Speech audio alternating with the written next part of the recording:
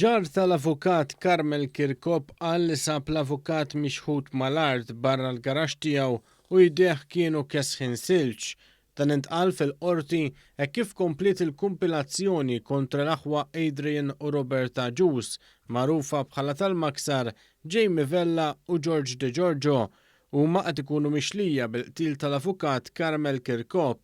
Fil-qorti intqal ukoll li Ryan Xkembri li kien is-sit tal-Moore Supermarkets ħarab u biddel l-identità tiegħu biex jaħrab minn Carmel Kirkop. Xkembri kellu jagħti lil Kirkop ma' 750,000 euro.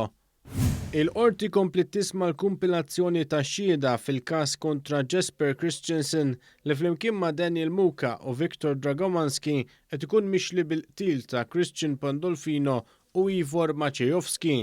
F'din is-seduta l-qorti ħattret espert sabiex jeżamina l-oġġetti tad-deheb li kienu misruqa.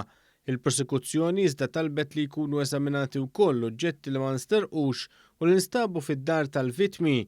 Il-prosekuzzjoni oġġezzjonat talba mill-familja tal-vittmi sabiex it-deheb ikun rilaxxat. Filwaqt li l-maġistrat talab lill-prosekuzzjoni sabiex tkun prattika u sensittiva lejn il-membri tal-familja tal-vittmi, il-prosekuzzjoni talbet biex l-akkużat jiddikjara formalment jekk hux favur jew kontra din it-talba.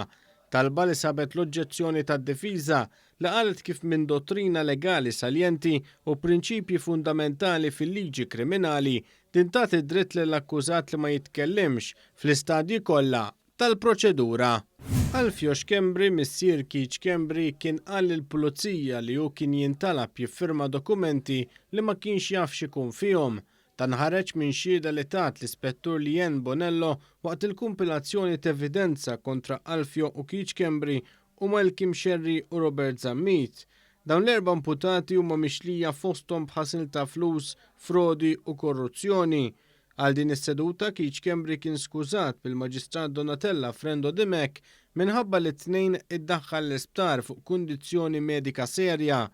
L-Ispettur Bonello qalet li waqt l-interrogazzjoni Alfio Xkembri stqar li hu kien beda l-kumpanija Casco imbagħad għaddija lill-ibnu Keith.